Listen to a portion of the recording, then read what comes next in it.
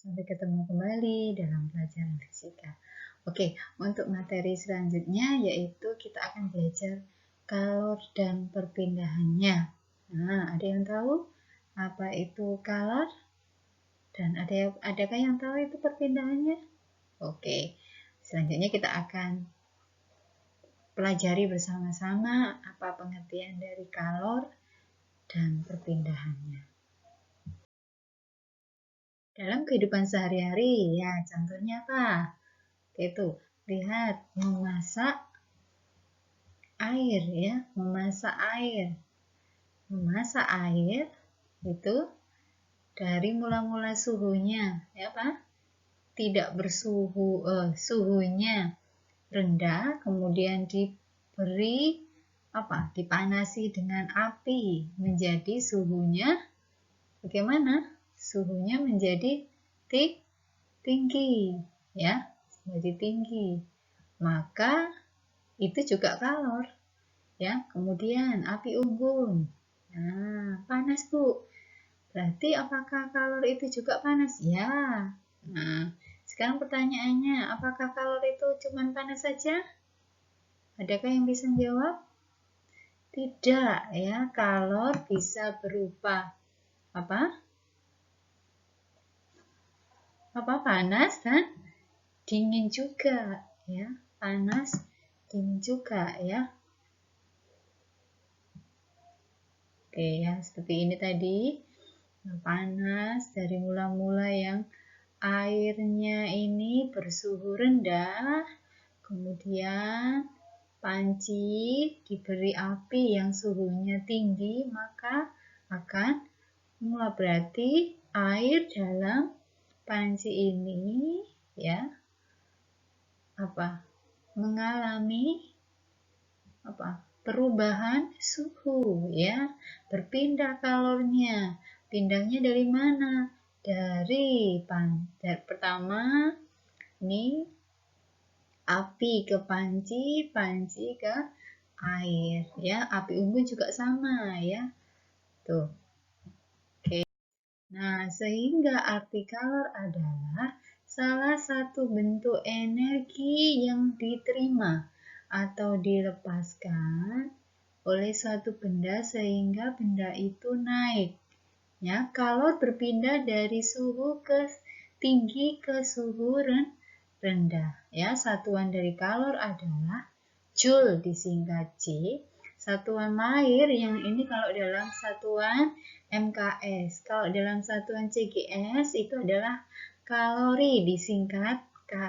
1 kalori sama dengan 4,2 Joule. Oke, anak-anak, kita lanjutkan. Jadi, faktor-faktor yang mempengaruhi, ya, faktor-faktor yang mempengaruhi besarnya kalor itu adalah massa jenis, jenis zat, perubahan suhu zat. Sehingga secara matematis kalor dirumuskan Q sama dengan mc kali delta T.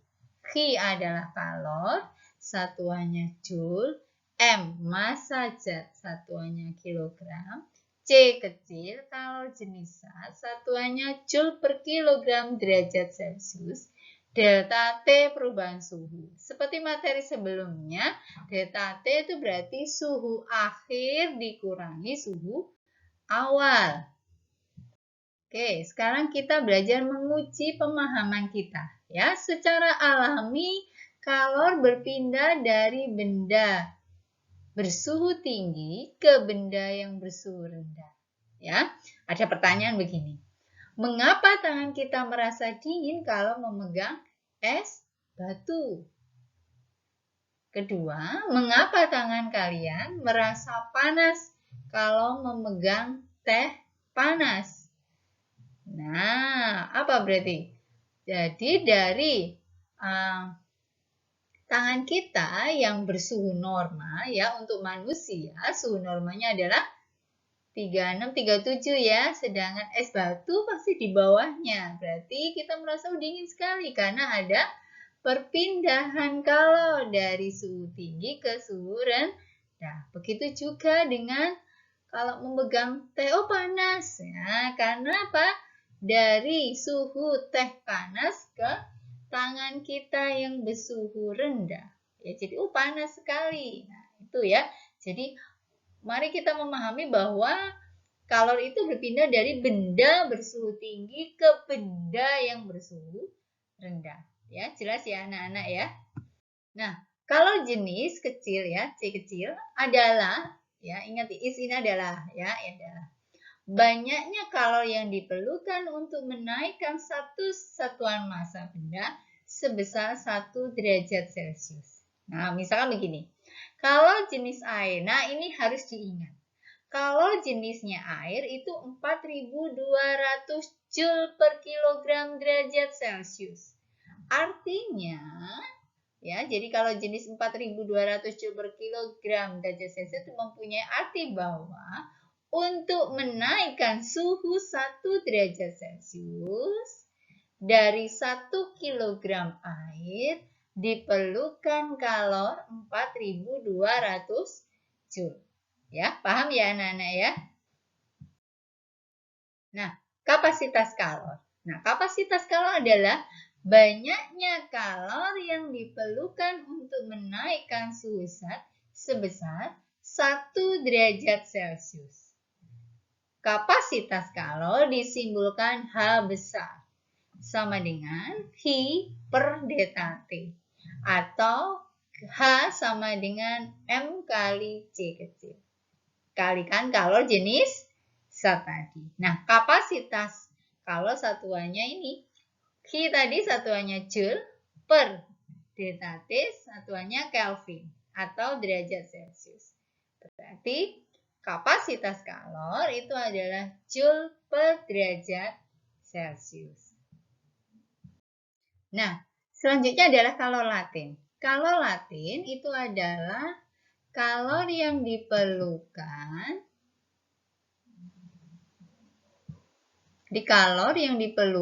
untuk mengubah wujud zat. Ingat, dalam proses ini itu ada mengubah wujud zat tanpa mengalami perubahan suhu. Jadi suhu tetap. Jadi kalor laten itu berubah ya, misalkan dari membeku mencair ya, dalam proses mencair kalor laten tapi nah maka berubah menjadi cair tetapi suhunya tetap. Nah, kalor laten ada dua ya, kalor lebur ya dan kalor uap. Ya, kalor lebur adalah banyaknya kalori yang diperlukan 1 kg zat padat untuk berubah wujud menjadi cair pada titik leburnya. Dirumuskan, Q sama dengan M kali L. L besar ya. L besar itu adalah kalor lebur. Satuannya Joule per kilogram. Jadi pada kalor lebur itu dari berubah wujud dari padat menjadi cair pada titik leburnya. Dan yang kedua itu adalah kalor uap. Ya, kalor uap adalah banyaknya kalor yang diperlukan untuk menguapkan 1 kg zat untuk berubah wujud menjadi gas ya pada titik didihnya ya atau titik uapnya ya. Q sama dengan M kali U, MU ya, lebih gampang gitu ngapalnya. U itu adalah kalor uap, satuannya sama yaitu Joule per kilogram. Oke, sebagai contoh soal ya. Jonathan memanaskan air sebanyak 2 kg dari suhu 25 derajat sampai 45 derajat Celcius. Jika kalau jenisnya air 4.200 Joule per kilogram derajat Celcius, hitunglah jumlah kalori yang diperlukan. Ya, nomor 2. Kalau sebesar 4.600 Joule diberikan pada besi sehingga suhunya naik 30 derajat Celcius menjadi 50 derajat Celcius, hitunglah kapasitas kalor besi.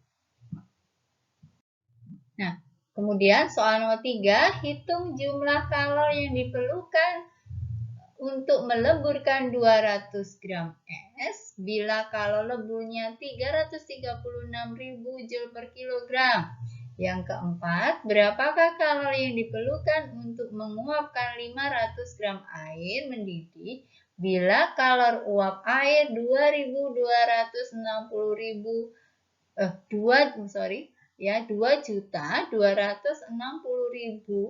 Joule per kilogram. Oke, bagaimana jawabannya? Nah, ya. Nih. M sama dengan, diketahui M-nya. M-nya sama dengan, ya, M sama massa ya, massa tadi. Satuannya, nah ini. 2 kilo, M sama dengan 2 kilogram. Kemudian delta T 20 derajat Celcius ya, dari 45 derajat suhu akhir dikurangi suhu awal. Kemudian C itu adalah 4.200 Joule per kilogram derajat Celcius. Tanyakan adalah kalor, pakai rumus ini ya. Sehingga, nah ini. Bu, kalau cuma menjawab sampai sini bolehkah? Boleh, atau disingkat kilojoule ya. Kan 1000 itu kilo ya. Boleh sampai. Jadi jawabannya adalah 168.000 Joule atau 168 kilojoule. Oke, soal yang kedua ya, diketahuinya ya 4.600 Joule. Kemudian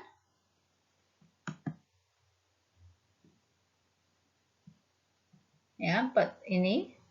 Kemudian delta T-nya ketemu 20 derajat Celcius, ditanyakan kapasitas kalor. Ketemu 230 Joule per Joule per derajat Celcius ya. Jadi ketemu nih ya. Ada yang tanyakan anak-anak? Oke, Ibu lanjutkan ya. Nah, itu soal yang ketiga, jawabannya ini yang tanyakan adalah kalor, tetap kalor ya, ketemu 67,2 kilojoule ya. Oke, jawaban soal nomor 4 ya, soal nomor 4. Ketahui massa 500 gram. Ingat harus diubah ke satuan internasional MKS ya. 500 gram menjadi 0,5 kilogram. Kemudian kalor uapnya 2.260.000 Joule per kilogram, ditanyakan banyaknya kalor. Nah, Q sama dengan M kali L. Kalikan aja. Jadi ketemu 1.130.000 Joule atau 1.130 kilojoule. Oke, ada pertanyaan anak-anak? Sudah jelas? Paham ya? Oke, selanjutnya sebagai penugasan untuk pertemuan hari ini adalah kalian mencatat penjelasan tadi dari Ibu ya, dikirim di ALC ya. Bagi siswa yang remedi setelah mencatat selesai, silakan kumpulkan tugas juga di ALC ini ya, yang hari Selasa tanggal 10 November ini ya. Jadi jadi kamu kumpulkan catatan dan remedi bagi yang remedi, sedangkan yang tidak hanya catatan saja. Gitu ya, jelas ya. Bagi yang tidak mengerti nanti boleh bertanya ya. Oke. Itu saja untuk pertemuan hari ini. Ibu selesaikan ya. Silakan bagi yang tidak mengerti boleh bertanya ya. Oke anak-anak, selamat siang. Tetap semangat. Tuhan berkati.